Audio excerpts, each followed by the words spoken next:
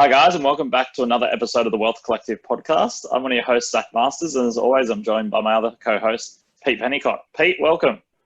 Hey Zac, how you going? Feeling fresh there. You're blending into your background well. I got the white shirt and the white background, the white skin at the moment. So at the moment, this week, you've written a blog discussing risk profiling. It's something we haven't touched on for a little bit on the episode. It's something we mention here and there. But what prompted you to start a blog about understanding risk profiling this week?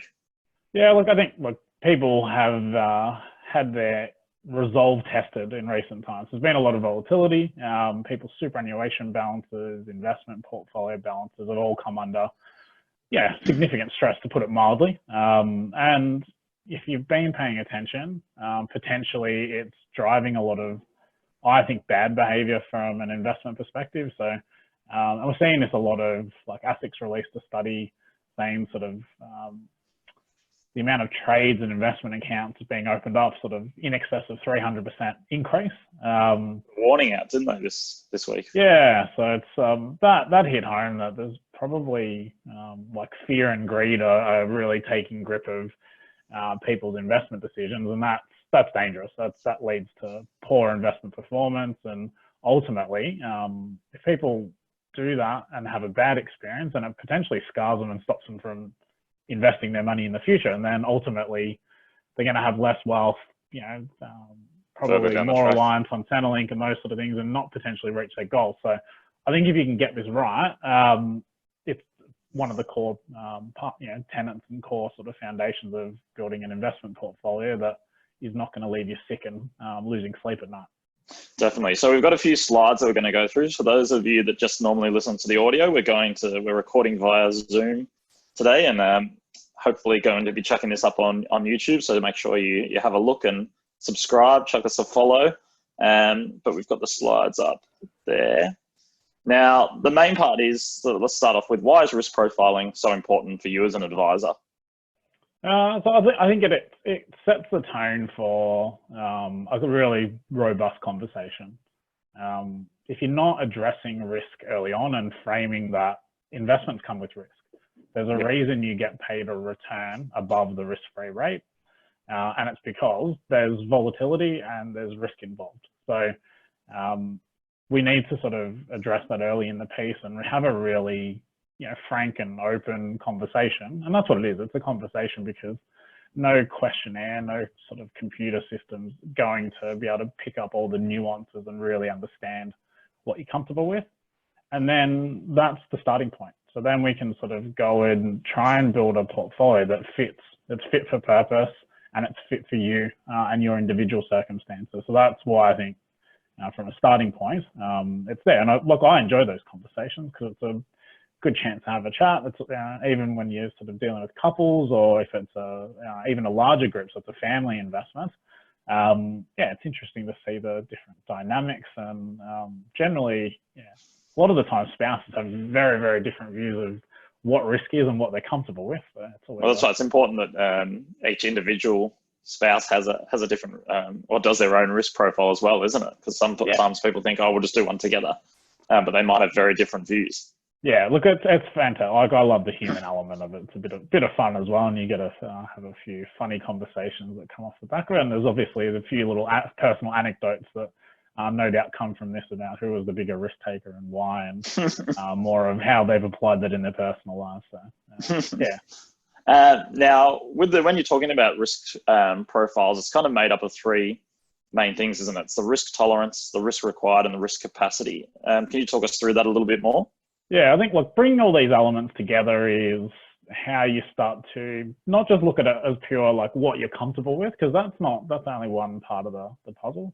Then you've got to sort of overlay it and say, bring it together for, why are we doing your financial plan? So why are we constructing this portfolio? It's ultimately to achieve some sort of goal. That goal might be financial, it might be to fund a lifestyle or a sort of a purchase of an asset in the future. So we've got a goal out into the future. So we need to understand, what you're comfortable with, but also what level of risk do you need to take. So all different levels of risk have on like average returns attached to them. So you can't take no risk and expect high returns. So it's a sliding scale of, the higher the risk, generally what you should be expecting a higher return for taking that extra risk. And then capacity, like, is the other element of going, how much risk can you take sort of without putting your objective at risk as well?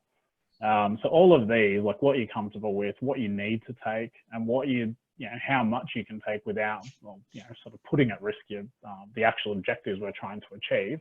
All of those together, overlaid with those conversations and, with your, I guess, objectives in mind, that's how we bring together risk profiling. Yeah. And risk profiling, it is there, as we've touched on, it assists in determining your tolerance to risk. It's a process that most advisors would use to determine the optimal level of risk. And that's what it's about, is it's finding the balance between, what are you comfortable with, but we still need to be able to make sure that we're meeting your goals and objectives as well. And it uses a mix of tools, which we'll run through a little bit later about Pekada's process as to how we do risk profiling. But it's there to provide insight into the right level of volatility for your investments. Now, each risk profile has a different asset allocation between growth and defensive. Now, do you want to touch on what's a growth asset and what's a defensive asset? Yeah, so generally, you're going through the risk profiling process to try and, we need to systemize it in some way. And that it's never a perfect fit, and it's about trying to find what feels right, and then, managing that over time. So that's why, financial planning, I've said it over and over again, and investment planning, it's a journey, it's a process, it's not a transaction. So it needs attention and it needs sort of tweaking over time. And the split between growth and defensive is really how we moderate the volatility and effectively the risk. So, in terms of growth assets, shares, property, potentially like infrastructure, those sort of things fall into that bucket as well. So these are things where the capital value will fluctuate probably like more significantly than defensive assets. So you think of the value of a property will go up and down. The value of a company, be it CSL, BHP, or the banks, those sort of things will rise and fall depending on the sentiment or sort of what people's perceived value of the business is.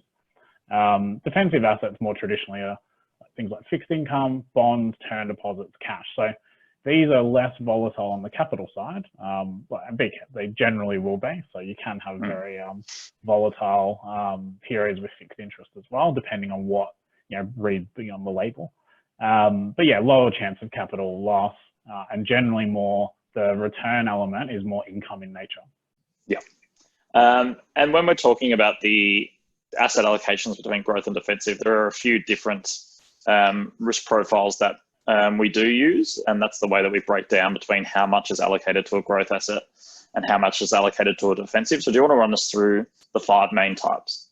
Yeah, these are just bands. Look, and people put different labels on it, and I've gone through different iterations of what we call them, but traditionally they'll run from anything from low growth or defensive, and we sort of go up to sort of high growth, where it's predominantly you're basically invested in all growth assets and have a little bit of cash. Smack bang in the middle, like we use a 5 risk profile system. So right in the middle of that is the traditional, like the balanced. And this is where, most people fit somewhere close to balance. Like that's just naturally, when you think of a bell curve of investors, that's where a lot of people sit. And you hear it a lot as well with superannuation. A lot of the time, the default option is a balanced option or a balanced growth option. And it's important to note too, while we're on that point, is that not all investments that you see the balanced name of it are necessarily 60% growth, as we've got put down here. Like that can fluctuate greatly between what another provider or another super provider might say is balanced. Yeah, and that's why I think, like, the names are good because they give context, and it's easier for people to digest and sort of understand what they are and sort of what they mean. But like underneath these, like we sort of flip between sort of calling like conservative is a 40% allocation to growth, whereas a growth investor is 80% growth assets. So the more growth assets you have, the more volatility you get, but also the higher expected return over longer periods of time. So where the risk is you need to understand that in the short term, the more growth assets you add is going to be significantly more risk and significantly more volatile. But those things do smooth out over time. So that's how we sort of work through those. And I think it's important. You've got to look beyond this, and they are just sort of, they're bands, and there's flexibility built into them, because there's times where you'll overweight towards growth assets because it's an advantageous period to sort of reallocate money more towards different asset classes. And even under then, you've got sub-asset classes. So you might go, well, yeah, I want equities, but I want to split that between Australian equities, and some of that I want mid-cap versus micro-cap. And globally, I want regional focus to the US, or I really want to overweight towards Asia. So there's a lot of nuances that sit underneath these, but as a whole, what you're trying to do is create an expected level of volatility, an expected level of return over long periods of time. Yeah. Now, how do you go about doing the process at Pekada? So do you want to run us through the step-by-steps that you go through to get a risk profile for a client? Yeah, we get onto it pretty early. So generally, once you've engaged us to sort of work on your financial advice project or a strategy, we'll send out an online risk profile questionnaire. We use Phenometrica. We find sort of they're one of the most robust. There's a lot of science that goes into it, and it's not just a vanilla investment one. It has a lot of behavioural research to support it. So the questions actually do challenge you a little bit and help us understand how you're going to behave in certain scenarios. And the important thing to note there is, we make sure if there's more than one decision maker, so if there's a spouse, they're doing it separately. We don't like people cheating and doing it like one person doing both the tests. It's very rare that if you see a couple too, it's very rare that they'll come back looking the same. Yeah, and I think once that first cut of results come in, to check in, hey, this is what the result came out at. Is that what you expected? And actually, one of the questions on there is, what did you think you would land out? And then, is this right? Does this feel right? Let's have a conversation about it, because this is what you're saying your goal is. Are we on track? Is this going to feel right? Here's the expected sort of ranges of returns. Here's the expected ranges of volatility for this type of investor. And then sort of we move on and then agree to sort of map that to one of those sort of different asset allocations and risk profiles. And that's where the starting point. And then we go and construct the portfolio and overlay, investment preferences on top of that as well. So that's generally how we get going. And it changes over time because people's circumstances change, your needs change. So you might be ahead of your goals, so then you might not need as much risk, or you might dial it back. Or as you near retirement, you might become a bit more conservative in nature, and or you sort of you just don't feel like putting things at risk, and you're not sleeping at night, or it might. The other one that I commonly see is that people who've just started or just getting started investing, they might be a bit more nervous or worried about the potential losses at the start. And then once they get used to investing and they start to understand it a bit more, their tolerance for risk can potentially go up as well.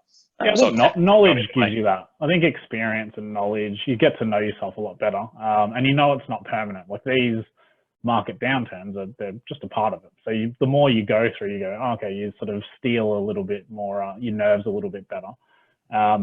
Or you'd go the opposite way and go, hang on, I was during the GFC, it was an absolute nightmare. I'd never want to go through that again.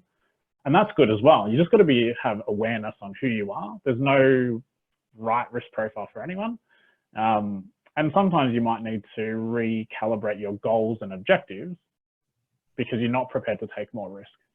So I think that's why it's so important to look at all the other elements. And this is not, you can't just do risk profiling, build a portfolio and expect it to be the perfect solution. It's just one tool in the toolkit from a portfolio and sort of financial planning perspective. And you need to monitor it. You need to review it regularly and just do a check-in and have conversations. If you're part of a couple that's doing investments, you've got to talk about these things, because we don't want one member of the investment sort of decision-making team to be, you know, stressing about it, and the other ones, yeah, this is fine, this is great.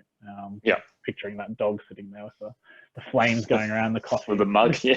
This is fine. So yeah, I think that's an important part of your ongoing strategy management. And then underneath it, your asset allocation sort of bands, you'll move your investment portfolio between them as well. Yeah, definitely. So I think that pretty much sums up most of it, unless there's anything that you wanted to add to that, Pete, or anything. Look, I think that's right. I think that's good. I think people, if they want to give it a crack, we're happy to, run people through the test if they're interested. So just sort of get in touch with us on any of the different channels. And I think it's a good, just awareness from an investment perspective is really good. So I think it sets you in good stead, and just get started and make sure you review it as well. Don't think it's going to last with you for the rest of your life. Yeah, definitely. Very good. Well, thanks for that. As always, hit us up on any of our socials if you have any questions, or email us at connect@pekada.com.au. Otherwise, we'll see you next week. Cheers, Pete. Thanks for that. See ya.